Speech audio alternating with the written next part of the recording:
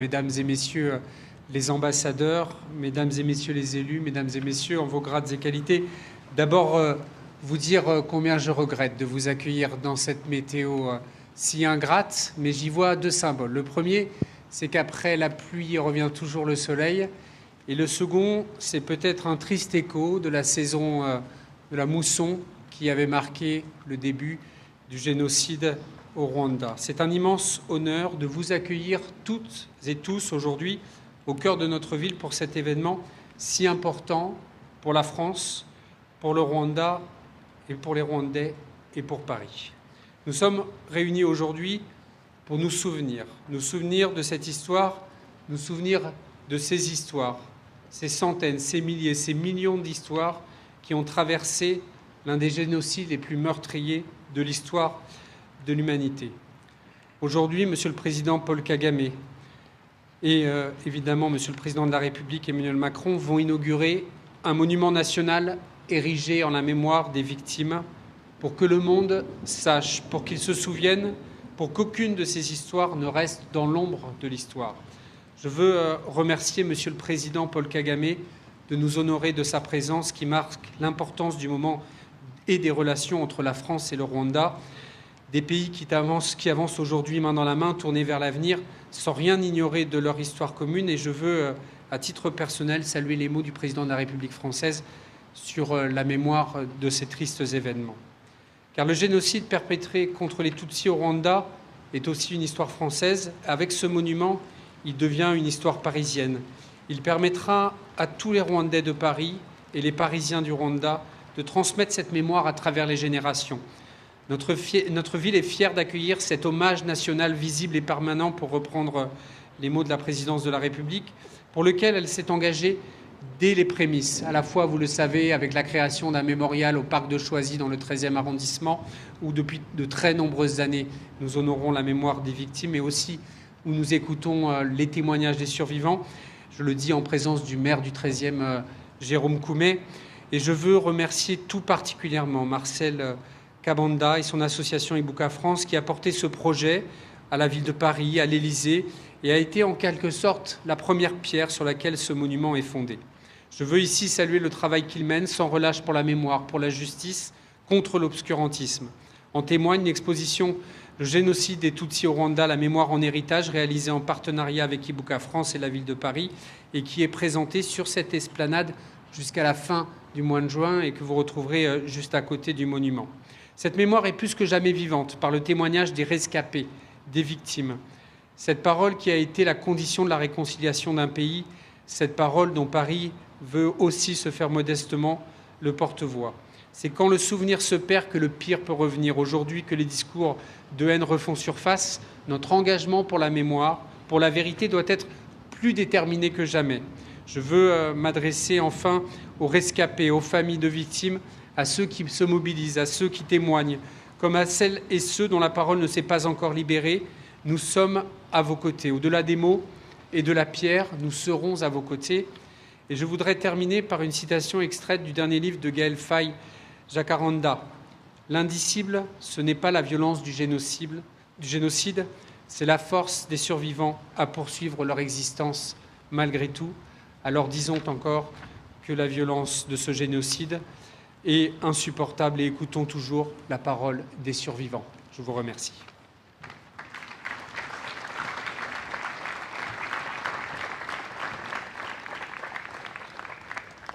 Ce lieu est avant tout un lieu de mémoire vivante. C'est pourquoi il est essentiel d'entendre aujourd'hui, comme tous les 7 avril à venir, la parole des rescapés. Nous écoutons maintenant le témoignage de Madame Jeanne Ouimabazi.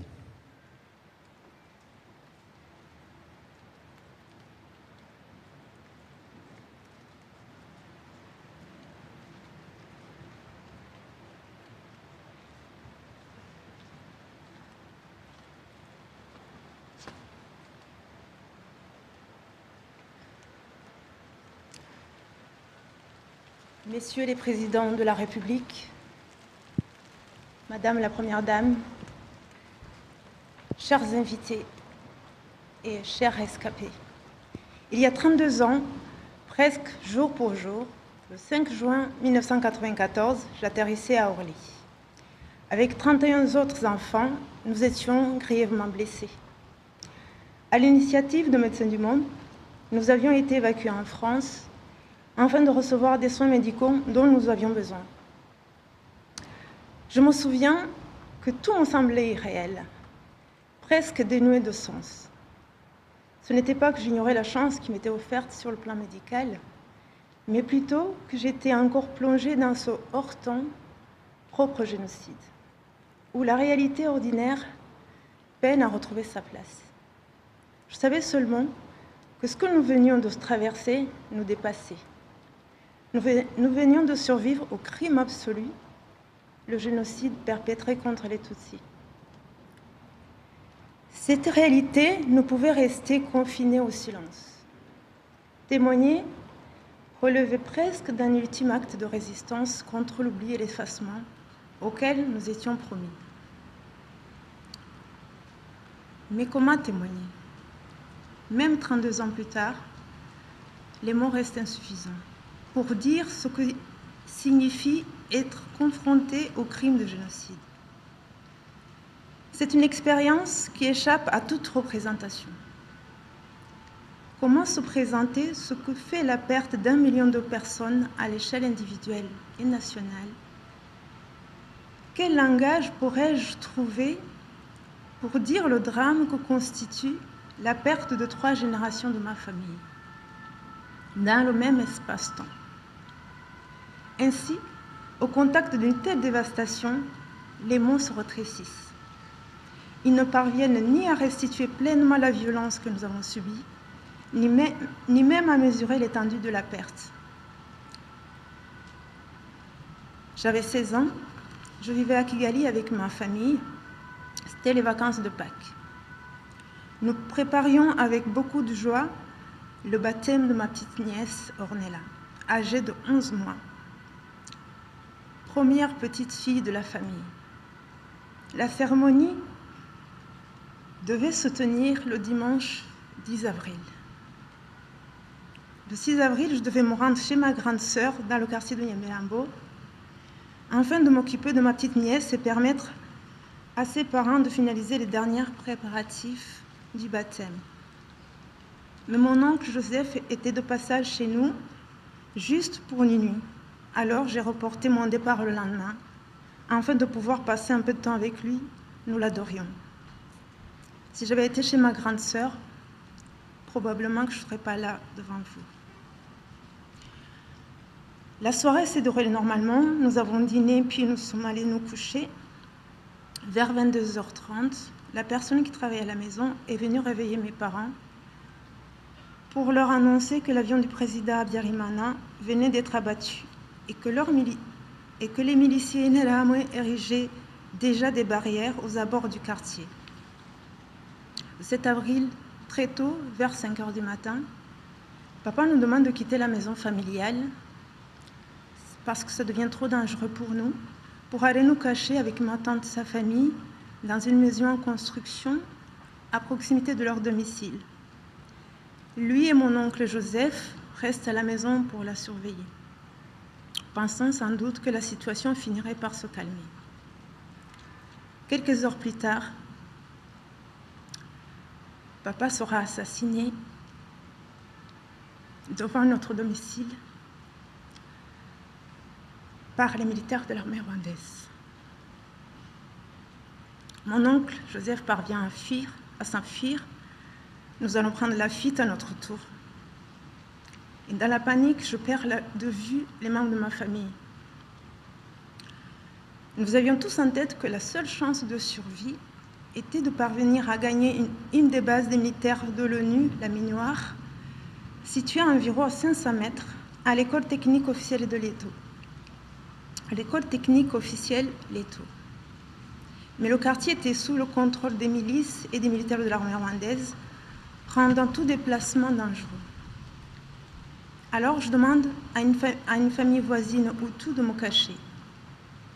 Il refuse. La suivante accepte, mais le lendemain, cette dernière me demande de partir car ma présence représente une menace pour eux. Je tente alors de me diriger vers la base des casques bleus en arrivant sur la route principale menant à l'école de l'Étau. Un des casques bleus posté à l'entrée me fait signe de me dépêcher. Arrivé auprès des militaires, il a fallu finalement négocier pour qu'ils m'autorisent à entrer dans l'école. À partir de ce moment-là, j'ai la certitude que je suis sauvée. Mon inquiétude concerne désormais ma famille, qui finit par arriver également à l'école. Nous n'avons pas de nouvelles de ma grande sœur Yvonne, âgée de 26 ans, et de son mari Laurent, âgé de 36 ans, et leur petite fille, qui habitait dans le quartier de Nyamirambo. Je me rassure en pensant que mon beau-frère, employé au PNUD, pourrait avoir été évacué avec sa famille aux côtés de ses collègues internationaux. Il n'en saura rien. Pendant quelques jours que je passe à l'Étau, nous observons les soldats de l'ONU effectuer des allers-retours, ramenant des civils occidentaux de leur domicile à cette école. Arrive le 11 avril, dans la matinée, nous voyons ces derniers préparer leurs affaires en vue d'un départ, y compris les religieux en charge de la gestion de l'école. L'organisation des départs se déroule avec une tension palpable. Certains Rwandais en possession de passeports tentent de figurer sur la liste d'évacuation. Un ministre de l'opposition, Boniface Ngulinzira, présent avec sa famille avec nous, demande également de partir. Mais les casques bleus refusent, jugeant son évacuation trop dangereuse pour eux. La peur commence à gagner un certain nombre d'entre nous devant cette nervosité inhabituelle des casques bleus. Et nous savons, et ils savent aussi, que les miliciens encerclent toujours l'école. Nous leur demandons alors si eux aussi allaient partir. Ils nous répondent qu'ils vont rester encore 3 semaines et que peut-être ils seront relevés ensuite. Vers 13h, les civils occidentaux montent dans les véhicules et partent à l'aéroport de Kigali, escortés par les camions des casques bleus. Nous sommes environ 2000 personnes réfugiées à cette école, essentiellement Tutsis. Après leur départ, les militaires de l'ONU restés avec nous montent un stratagème. Ils nous invitent à entrer à l'intérieur des bâtiments en nous disant que le déjeuner allait être servi. Les gens ont commencé à entrer. Pendant ce temps, les casques bleus chargent leurs camions avec une extrême nervosité. Une jeep militaire arrive à ce moment-là avec 3 militaires français à l'intérieur. Les militaires de la Minoire commencent à démarrer leur véhicule pour partir. Un moment de panique se crée, les gens crient. D'autres sont dans un état de sidération. Alors, nous nous mettons à travers leurs camions, d'autres s'accrochent au véhicule.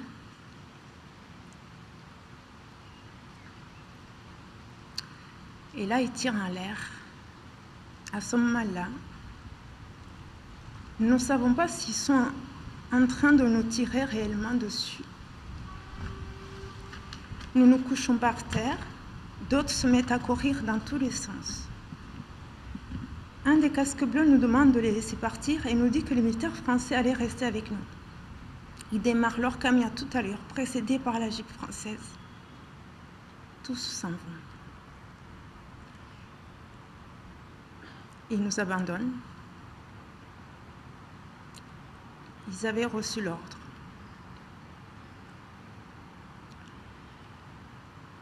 Leur seule présence aurait suffi à nous protéger. Après un tel acte, j'ai encore des questions qui sont restées sans réponse. Je me demande toujours quelle a été la chaîne de responsabilité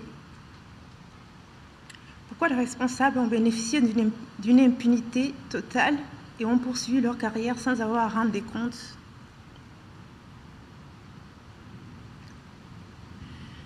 L'instant d'après, les militaires et les miliciens étaient déjà là. Ils nous ont d'abord regroupés près de l'usine de Sonatube, puis nous ont fait marcher jusqu'à un quartier qui s'appelle Nyanza à Kitchukiro. Et là, ils ont fait le travail, comme ils disaient.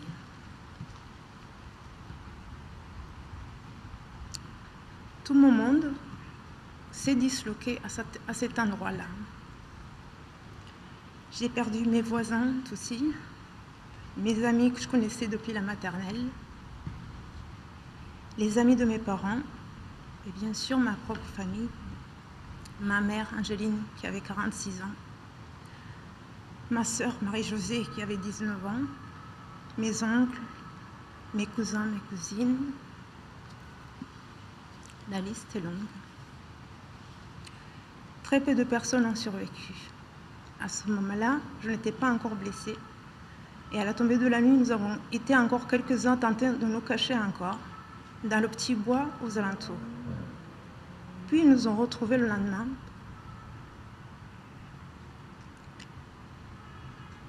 Nous avons été blessés à la machette.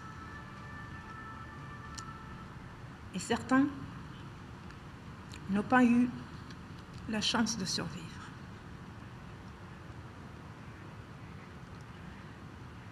Le surlendemain, allongés dans les herbes, nous avons entendu à nouveau des pas qui s'approchaient de nous.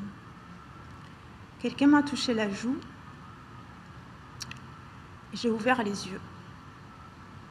C'était un soldat du FPR. Ils m'ont transporté d'abord dans une maison située aux alentours. Et un des soldats, prénommé Victor, je crois, est resté quasiment la moitié de l'après-midi à tenter de me nourrir patiemment.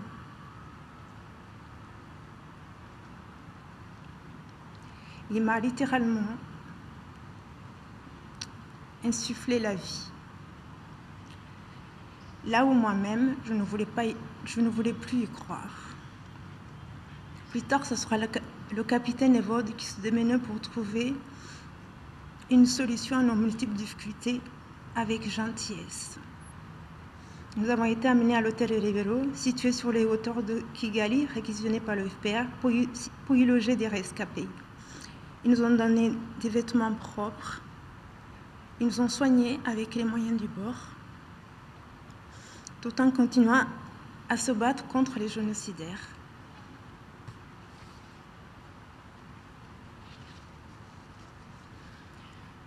Durant notre traversée des ténèbres, ils ont représenté à nouveau l'humanité.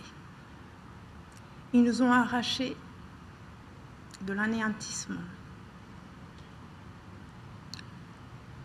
Alors, Monsieur le Président de la République française, chers invités,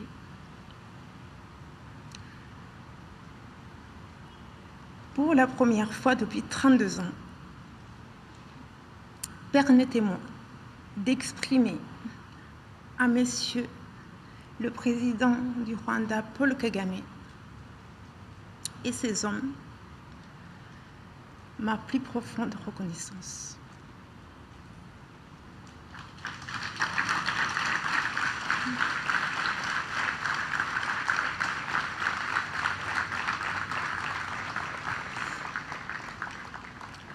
Nous vous devons notre vie.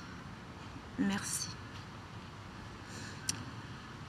Par la suite, nous avons été évacués au CND puis au camp de Byumba, une région qui avait été sécurisée par le Front patriotique rwandais.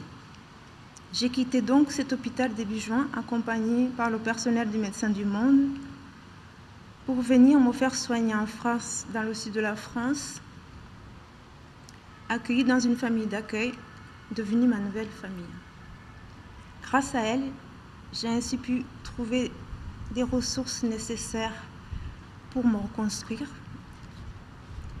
et vivre la vie pleinement. Comme je le disais précédemment, j'ai souhaité témoigner très tôt, dès que ma santé me l'a permise, pour que le monde sache. Mais également parce qu'en France, dès la fin du génocide perpétré contre les Tutsis, nous nous sommes heurtés particulièrement ici à un puissant négationnisme. Alors nous avons témoigné encore et encore aux côtés de l'association Ibuka.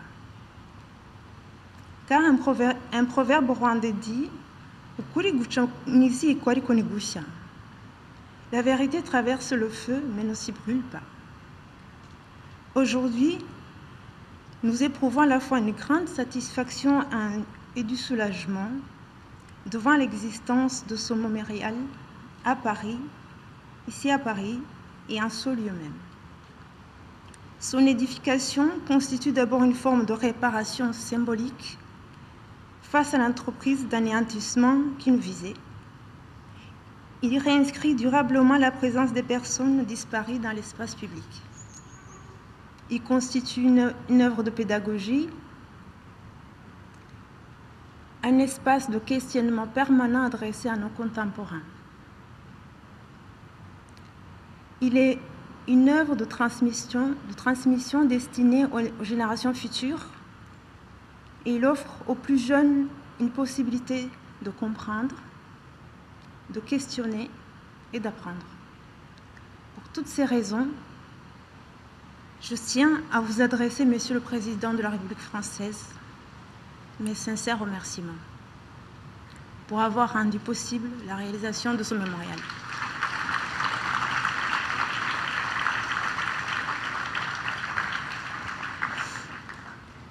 Nous savons également que le chemin de la réparation passe nécessairement par la justice. À cet égard, la condamnation en France de plusieurs responsables de génocide constitue une avancée importante. Toutefois, permettez-moi de formuler ici un vœu. Que les prochains procès relatifs aux crimes commis durant le génocide se déroulent dans les lieux dans lesquels ils ont été commis et devant les principaux concernés. Il est essentiel que les rescapés et les familles des victimes puissent assister, s'ils le souhaitent, au procès des individus poursuivis pour le génocide. Il est difficilement concevable qu'ils se tiennent devant des salles de tribunaux, ici en France parfois presque vides, donnant parfois le sentiment que la justice s'exerce à distance de celles et ceux qui ont subi des crimes jugés. La justice constitue aussi un espace de confrontation entre les faits, les auteurs et les crimes, et les victimes. Et c'est de ces moments-là qu'ils sont privés, si nécessaire, à un travail de deuil. Je vous remercie.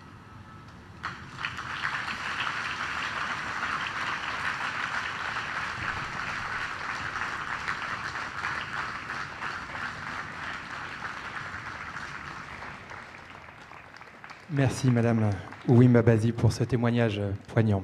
La poésie étant souvent l'art de dire l'indicible, nous allons désormais écouter un poème lu par Gaël Faye de la poétesse rwandaise Beata Umumbyeyi Mérès.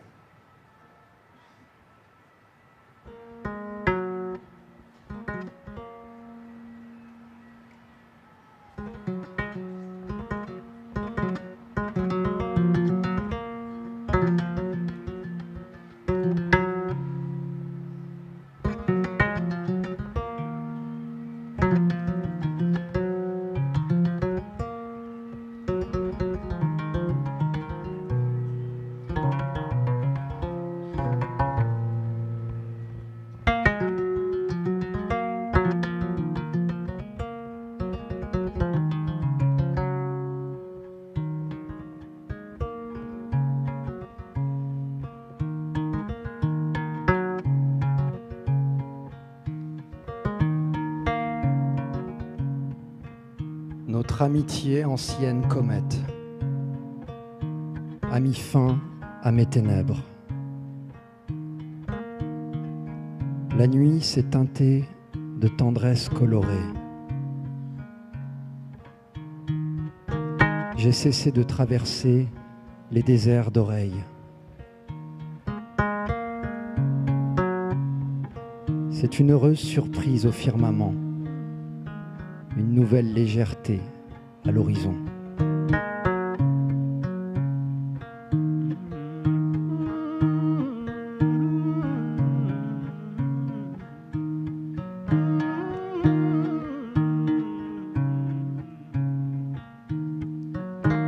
Il nous aura fallu 30 ans pour composer cette chanson de nos voix qui savent désormais apaiser l'incommensurable brouhaha des morts. Sur quelques rives que l'on est accosté, sa mélodie monde saura raconter notre épopée d'enfants échoués.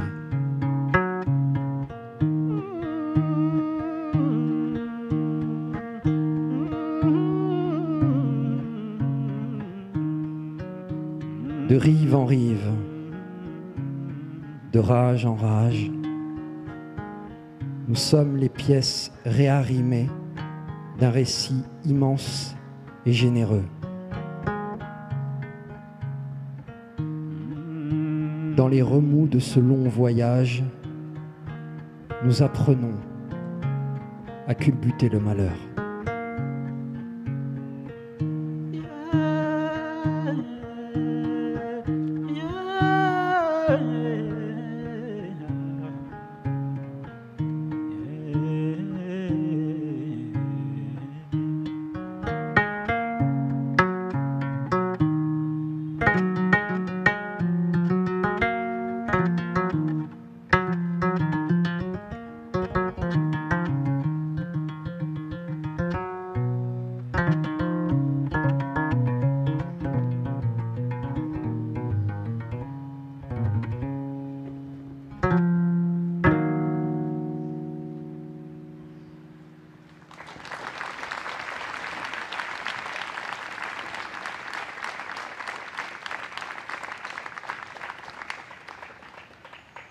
Merci pour cette lecture pleine de sensibilité. J'invite désormais M. Paul Kagame à venir s'exprimer.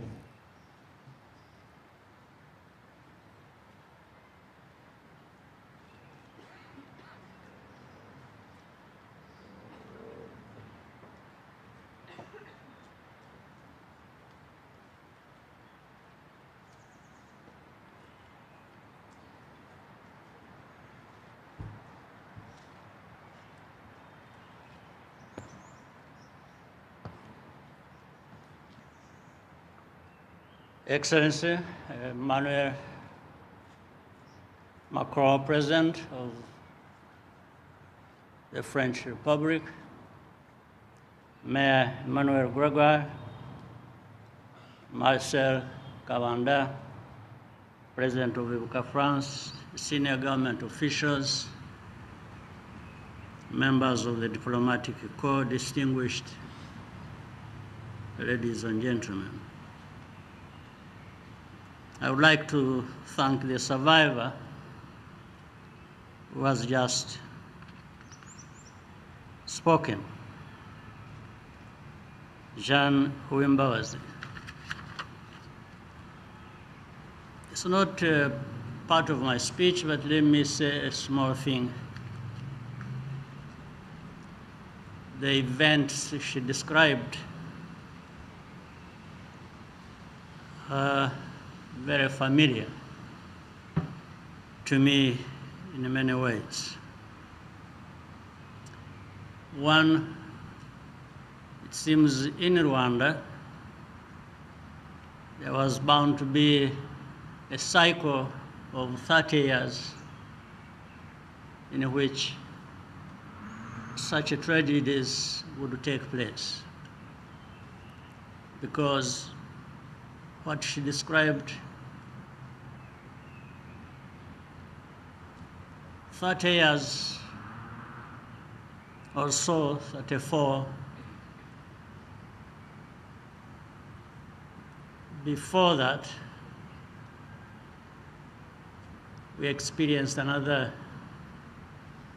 tragedy in which that time I was 4 years old, and my family and others became refugees in a neighboring country.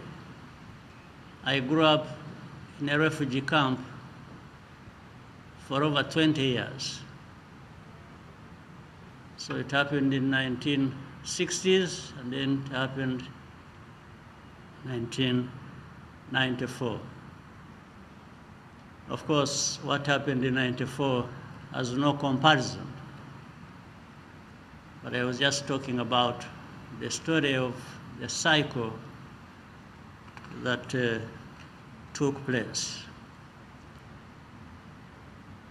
So the events of the genocide against the Tutsi are within living memory.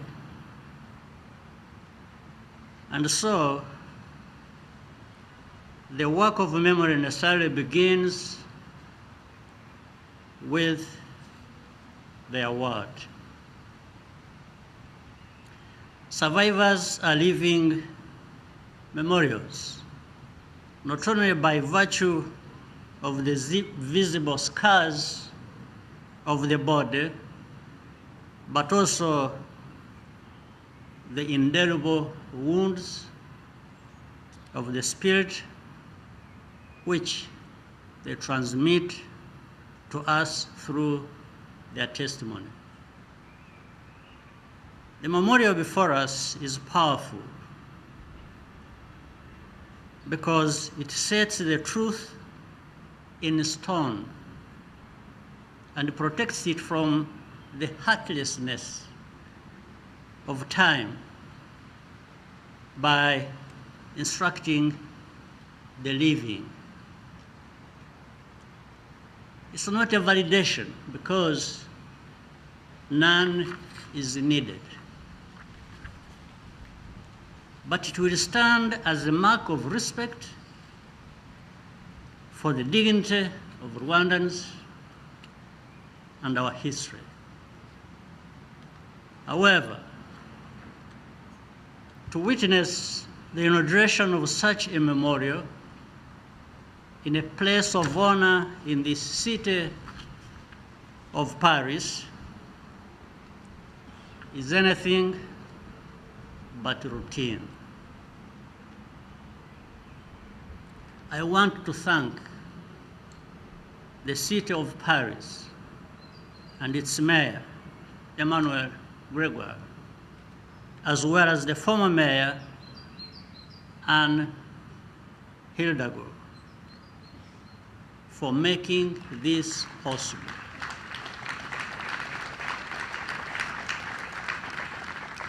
Confronting historical responsibilities requires real courage because it generates fierce opposition by those with a case to answer. You need a strong sense of humanity to see it through. President Macron, I want to commend you on both counts, courage and humanity.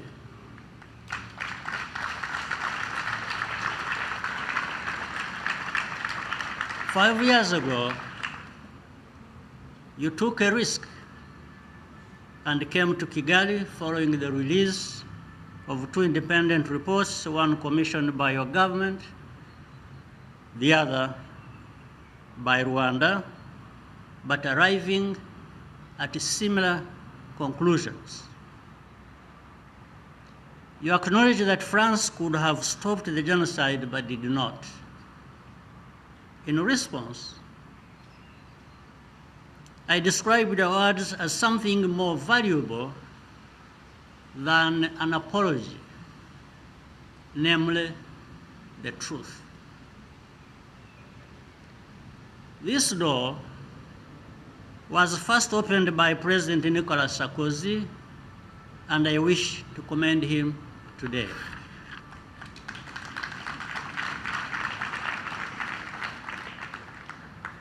In a historic visit to Rwanda in 2010, President Sarkozy conceded serious mistakes by France and said that it was not up to the task of stopping the genocide. I also pay tribute to the dedicated French journalists, activists, and researchers who never wavered in exposing the truth, and many are here today. Thank you.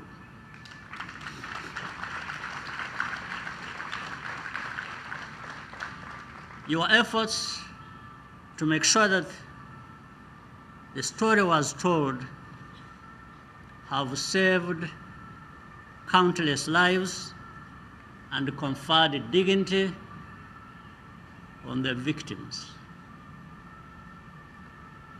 The genocide against the Tutsis was foreseeable and in fact foreseen, and France was in a unique position to observe and to act. It took too long for France to come to terms with its role, causing additional pain. On some points, we still have not found consensus. I fully understand the feelings of those survivors and advocates who remain dissatisfied with the official record. But I believe that our common work has initiated a journey towards the truth, which is irreversible. And France was not alone in falling short, far from it. Many other countries did so as well, but none has gone as far as France in setting the record straight and accepting its part in the tragedy.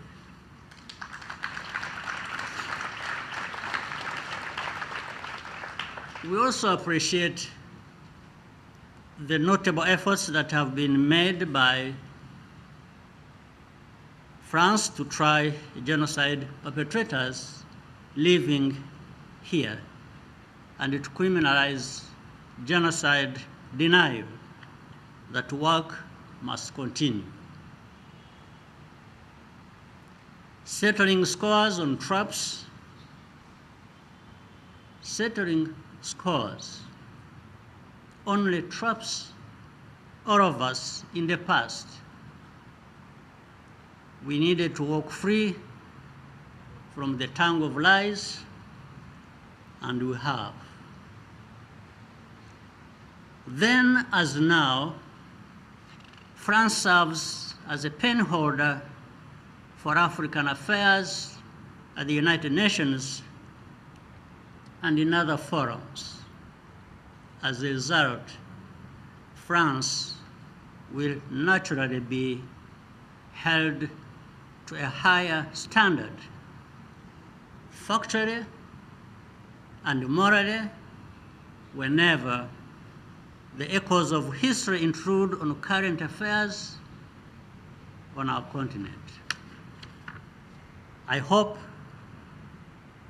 that France realizes the weight and meaning of the special responsibility. It is not easy, but it is vitally important. And this memorial symbolizes those higher expectations. Rwanda emerged from the experience of genocide and the international response to it without illusions of any sort.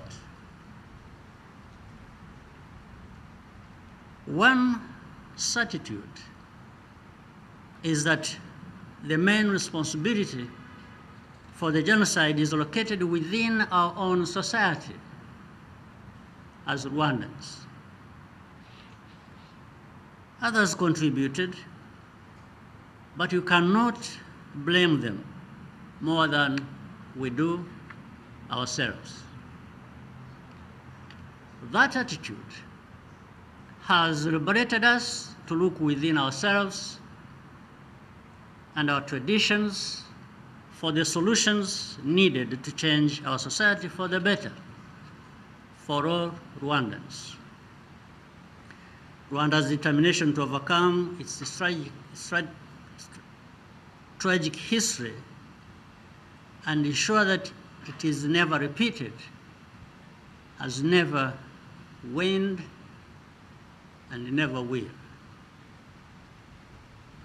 We are deliberate about educating our young people to sustain and expand the progress we have made, however modest that may be. Acts of intimidation and pressure, no matter how powerful the source, only gives us more strength to stand very firm. Overcoming history requires political will on all sides, and in today's world, that is uncommon. I therefore would like to close by reiterating our appreciation and respect for President Macron's clarity and resolve. The work we are doing together will give future generations the tools to build and sustain the peace and understanding which we seek. That is the deeper significance of this moment. I thank you for your kind attention.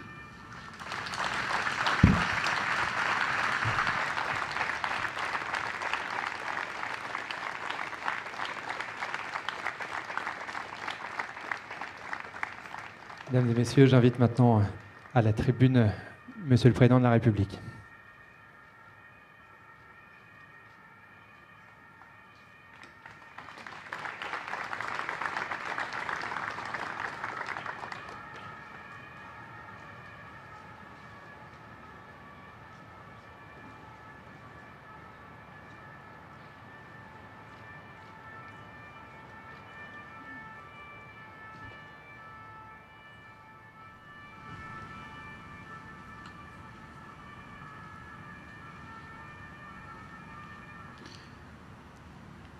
Monsieur le Président de la République du Rwanda,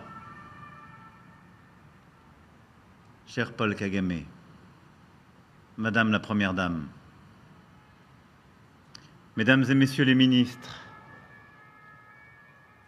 Madame la Secrétaire générale de l'Organisation internationale de la francophonie, Mesdames et Messieurs les ambassadeurs, Mesdames et Messieurs les parlementaires, Monsieur le délégué national de l'Ordre de la Libération, Monsieur le maire de Paris, Mesdames et Messieurs les élus, Mesdames et Messieurs en vos grades et qualités, chers rescapés, chers amis.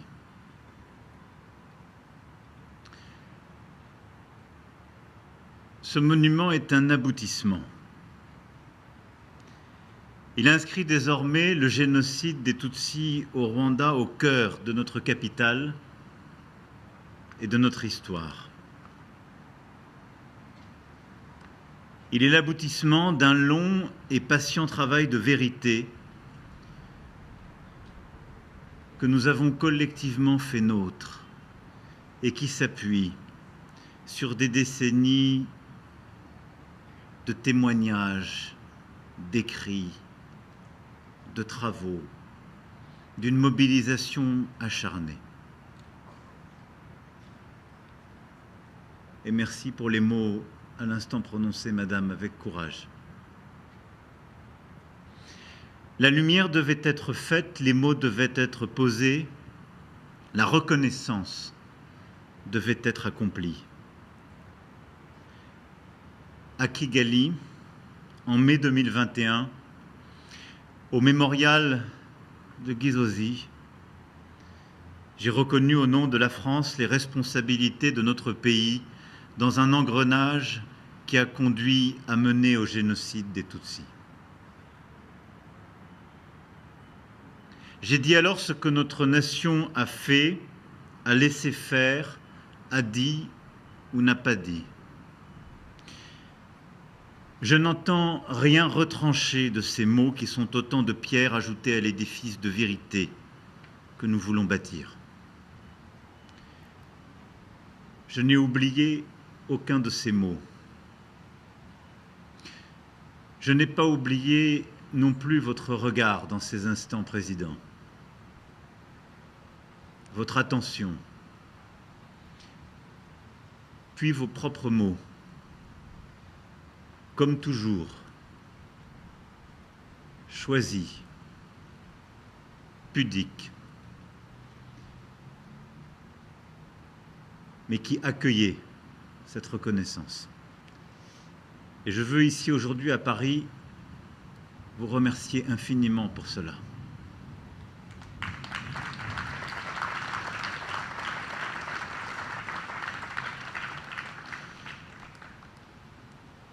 En cela, j'entends demeurer fidèle à notre volonté de respecter les leçons de l'histoire toujours et partout, comme nous le faisons et comptons continuer de le faire avec l'Algérie, comme nous l'avons fait au Cameroun, au Sénégal, en Haïti. Moment toujours arasé par le sel des silences, de l'injustice, de l'absence trop longue de reconnaissance. Et soyez ici assurés de notre détermination à poursuivre cette œuvre de vérité et de justice. Oui, notre nation regarde son histoire en face, devoir pour elle-même, devoir envers autrui, lorsque les actes commis en son nom s'écartent de l'idéal qui est le sien, devoir envers les victimes, les survivants, leurs enfants, et les enfants de ceux qui ne sont plus, de celles et de ceux qui, durant ces jours et ces nuits, ont vécu la terreur, comme vous l'avez admirablement rappelé. La France le doit aussi au regard des liens fraternels qu'elle entend nouer avec les peuples amis, au premier rang desquels le peuple rwandais. Elle le doit enfin, car dire et nommer le passé permet d'ouvrir l'avenir. Depuis ces mots prononcés, depuis ce moment, pour les présents et les absents, depuis lors, un rapprochement inédit s'est dessiné entre le Rwanda et la France. Et votre présence aujourd'hui à Paris, Monsieur le Président, Madame, donne à ce moment un sens profond et une portée historique. Cette reconnaissance a été permise dans l'ombre et la persévérance, par des esprits courageux. Et je veux ici saluer, comme vous l'avez fait, le travail des associations, et en particulier celui d'Ibuka France, cher Marcel Cavanda.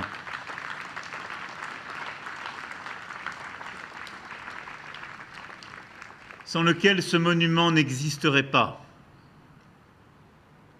Ce monument est l'enfant de cette persévérance et de cette reconnaissance.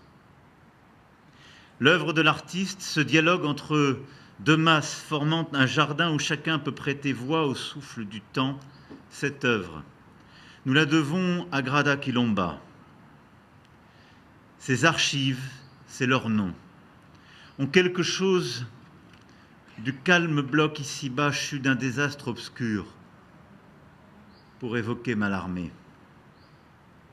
Ce désastre, c'est celui du génocide, où les Tutsis furent massacrés pour ce qu'ils étaient. Ce désastre et former des appels à la haine, des nuits de massacres ininterrompus, des corps amoncelés sous la besogne des bourreaux. Le désastre, c'est celui de l'absence, de la nuit perpétuelle de l'anéantissement, de l'épouvante au cœur des survivants. Cette œuvre incarne cette puissance du désastre où se fige la haine et l'esprit de mort. Cette œuvre relève aussi d'un mouvement inverse, celui de la mémoire à travers les mots inscrits en français, en anglais, en kinyarwanda, en swahili. Ces blocs sombres ne sont pas seulement un mausolée, mais un livre ouvert, et qui, comme les livres, reste et traverse le temps par-delà l'aube et le crépuscule. Et dans ces pierres imaginées se dessine la résistance de la vie à l'oubli, à la mort. Comme l'a dit Esther Mujawayo, survivre, c'est apprendre à vivre avec les absents. Près de ce mausolée, les absents sont là. Ils sont dans le cœur des vivants et dans ces blocs, avec nous, ici pour toujours. Je veux remercier en cela l'artiste, l'ensemble de ceux qui ont œuvré pour l'édification de cette œuvre, qui dit avec force, calme et beauté, la permanence pour nous du souvenir. Et je veux remercier Monsieur le maire de Paris, Monsieur Grégoire, et sa prédécesseur, Madame la maire Anne Hidalgo, pour avoir voulu ici cette œuvre, l'avoir portée et nous avoir accueillis par vos mots, Monsieur le maire.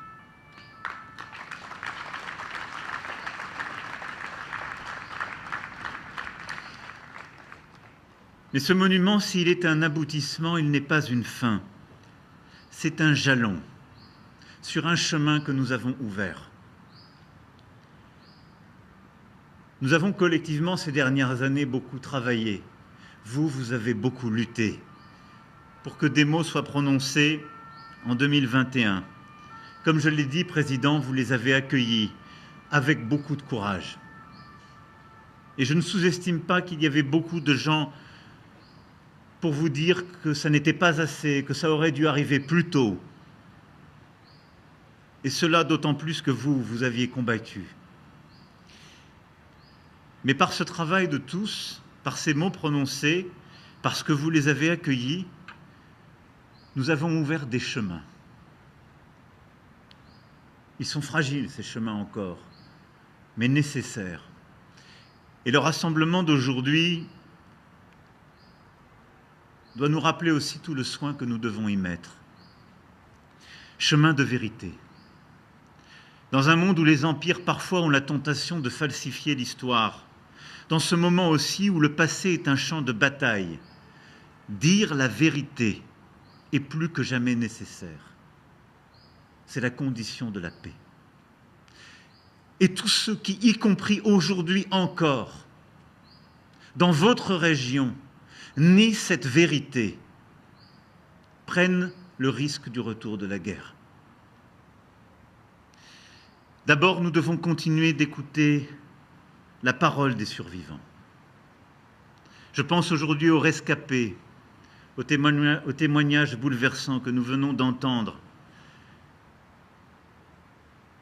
à l'innocence du quotidien opposée à la mécanique du crime de masse, à celles et ceux qui ont vu disparaître leurs proches, à celles et ceux qui ont traversé ces mois atroces et qui ont pourtant trouvé la force de témoigner, de transmettre, de reconstruire. Je pense à tant d'écrits, de romans, de témoignages. Je pense au récit brûlant de Jean Hatzfeld, dont je me souviens encore, et les voix des rescapés de Nyamata, aux livres, aux textes de Gaël Faye et de tant d'autres. Je pense aussi à la diaspora rwandaise de France, à celles et ceux qui portent en eux le deuil, la survie, parfois l'attente longue, difficile de la justice. Ensuite, ce chemin de vérité, nous le ferons en donnant aux historiens les moyens de travailler, en écoutant leurs recommandations, en continuant chaque fois qu'il le faut d'accompagner cette œuvre scientifique. Et je veux ici remercier M. Duclerc et tous les membres de la commission sous sa direction.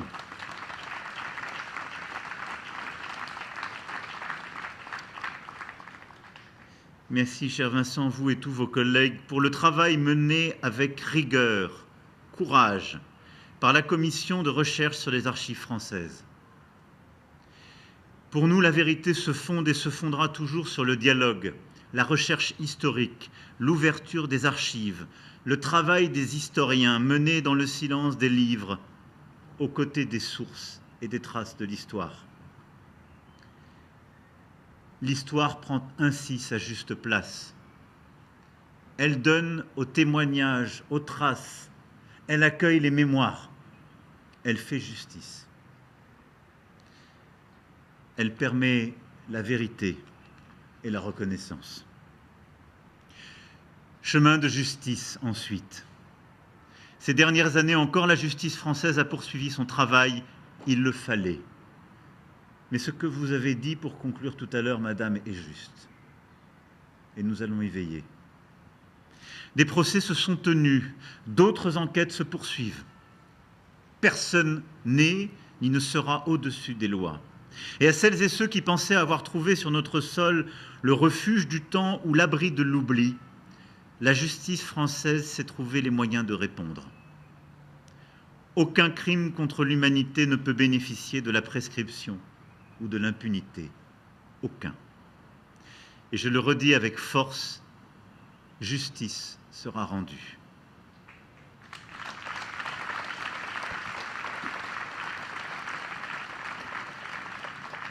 Et je salue à ce titre le travail inlassable des associations de partie civile qui jouent un rôle fondamental dans ce processus, le travail des avocats, le travail des magistrats.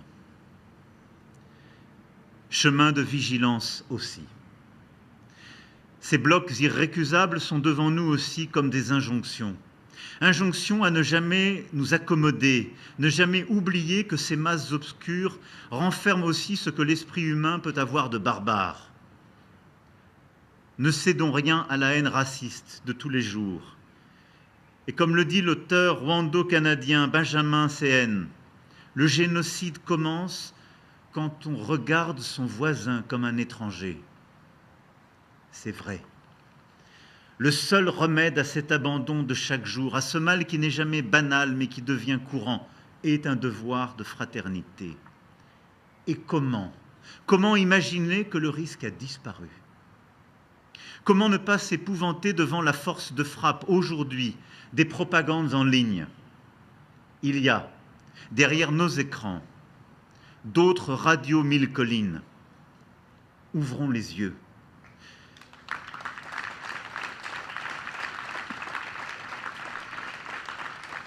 Et soyons lucides aussi sur les logiques ethniques, racialistes qui fleurissent ici ou là. Les mots peuvent varier, les masques changer. La logique à la fin demeure. Haine de l'autre, haine de tous les autres, haine totale et implacable qui conduit au meurtre de masse. La logique de ce crime de masse a été parfaitement décrite, là aussi par plusieurs historiens, Stéphane Audouin-Rousseau et plusieurs autres, qui ont montré cette continuité, le retour de ces cycles dont vous avez parlé, Président. Ceci nous oblige. Ce monument est donc aussi un enseignement. Qui commence à haïr l'autre en raison de sa couleur de peau, de son identité, de son origine, de son ethnie, enclenche une mécanique qui emporte tout.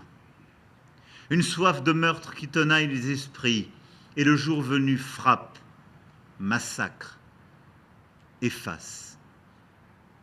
Chemin de vigilance, car le génocide est un crime contre l'humanité, et par son caractère systématique, sa barbarie, sa volonté d'anéantissement et d'oubli, il est une offense que les bourreaux commettent contre tous les hommes.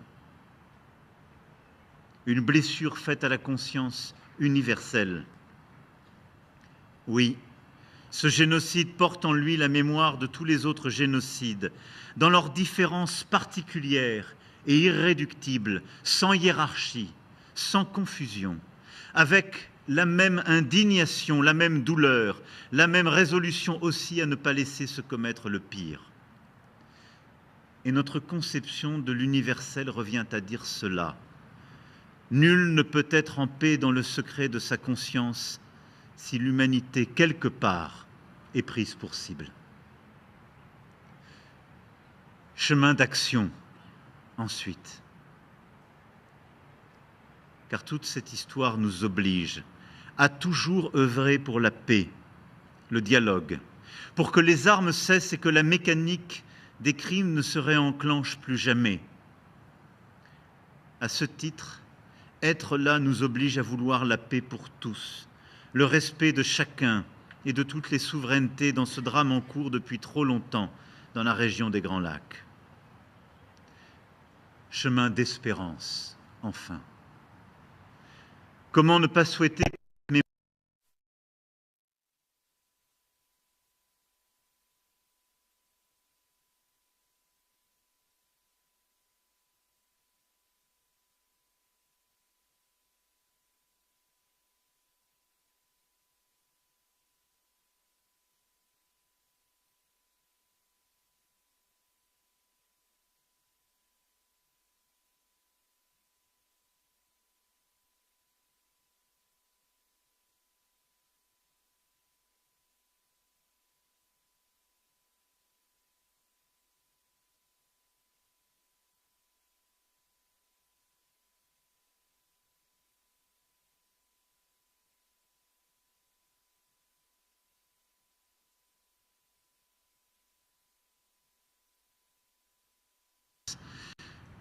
c'est un âpre chemin. Mais il est de notre devoir de le tracer et d'avancer ensemble. Rien n'est acquis, rien n'est conquis, rien n'est achevé. Mais ces blocs sont là pour nous rappeler ce passé, pour nous dire ce qui est désormais reconnu, et pour nous permettre ensemble ce chemin. À nous de transmettre avec rigueur, dignité et fidélité ce message, de redire vos mots, de dire ces poèmes, de porter ensemble avec courage cette histoire. Tuibuke, Tuyubaka.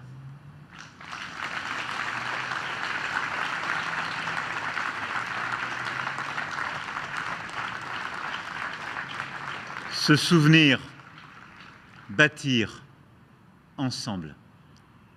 Et nous serons là. Je vous remercie.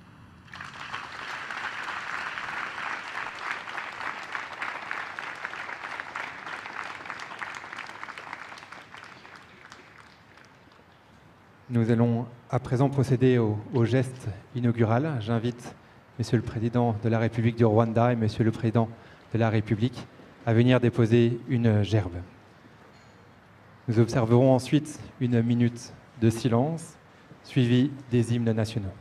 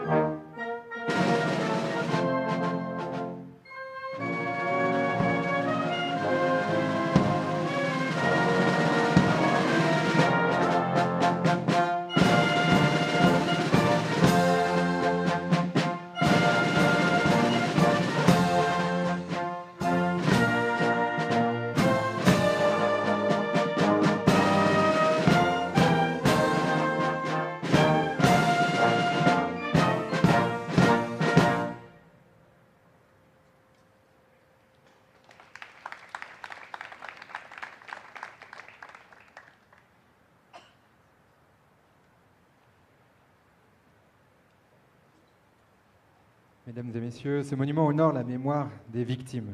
Au-delà du lieu de mémoire, l'œuvre a été pensée comme un lieu vivant, comme lieu de transmission et d'éducation à l'histoire du génocide, alors que le génocide perpétré contre les Tutsis figure au programme scolaire de tous les lycées de France depuis 2020. Ainsi, des élèves du lycée Blaise Pascal d'Orsay, accompagnés de Ben Kayiranga, vont interpréter un slam et une chorégraphie sur l'histoire du génocide perpétré contre les Tutsis au Rwanda. Les enfants déposeront auprès du monument des paniers porteurs de messages d'espoir.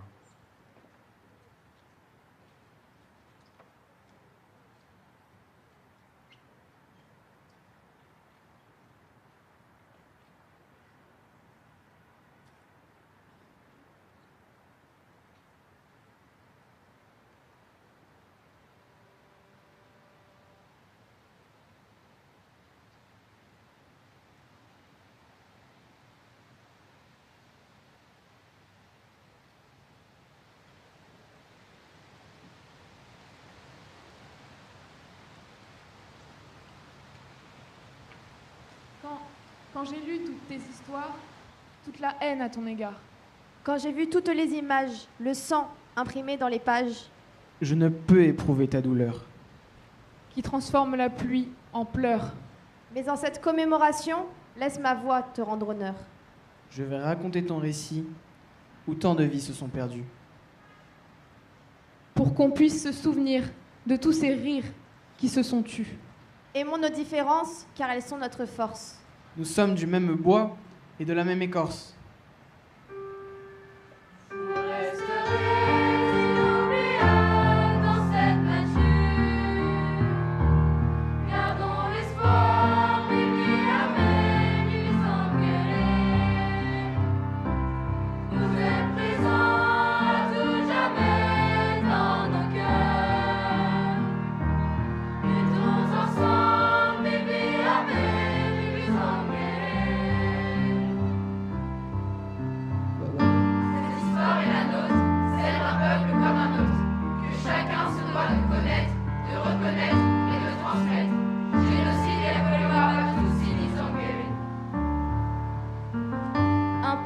Souverain, un autre contraint. Génocide de proximité, une sombre réalité.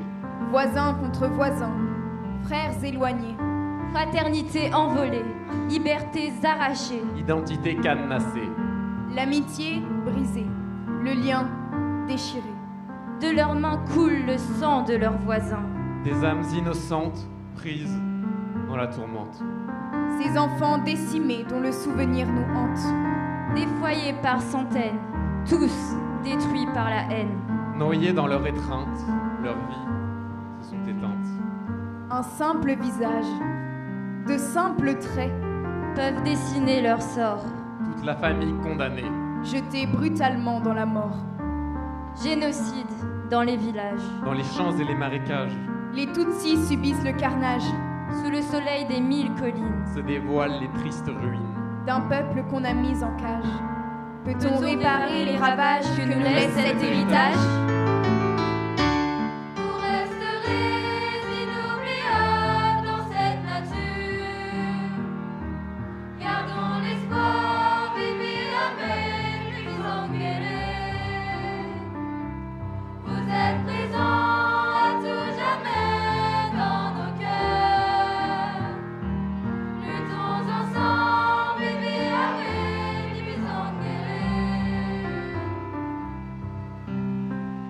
Cette histoire est la nôtre, celle d'un peuple comme un autre, que chacun se doit de connaître, de reconnaître et de transmettre. Génocide et la Colère à toutes ces mises en guerre. Voix de sœurs, voix de frères, s'entremêlent pour donner la voix. Dans ce lac changeant, tantôt torrent, tantôt source d'apaisement. Vagues aux doux champs maritimes, au creux des montagnes sublimes. Sublimes, en effet, comme ces paysages aux mille reflets. Kivu, cette étendue aux teintes émeraudes, aux reflets cristallins. Diamants jetés sur le sable fin. Chaque vague est une danse, un poème en écho. Le ressac récite sa partition sans repos. Le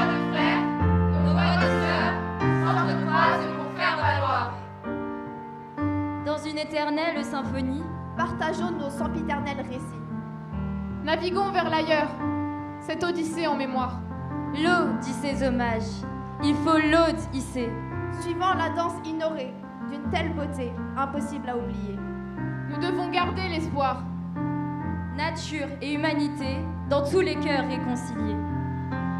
Nos voix d'enfants de la terre s'enchevêtrent pour prendre le temps de percevoir.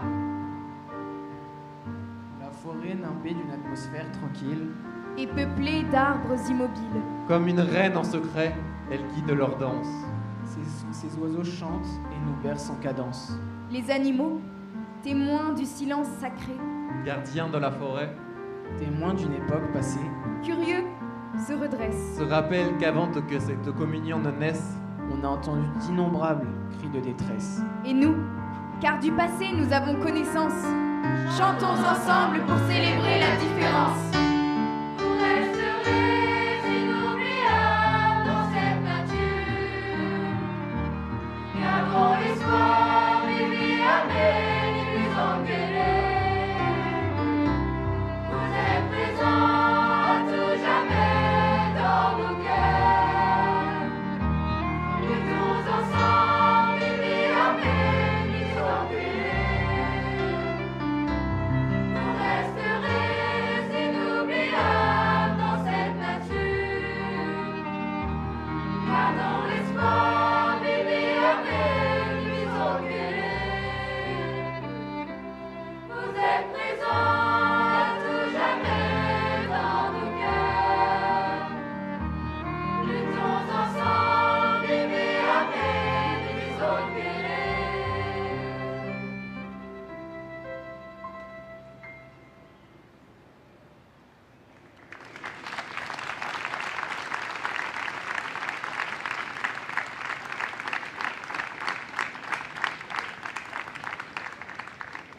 Mesdames et messieurs, la cérémonie se termine désormais. Vous pourrez quitter cet espace par votre gauche vers le grand écran. Vous pourrez poursuivre ce moment, si vous le souhaitez, avec l'exposition de photographies consacrée aux 4 sites mémoriaux du Rwanda, dont les noms figurent sur le monument. Merci à vous.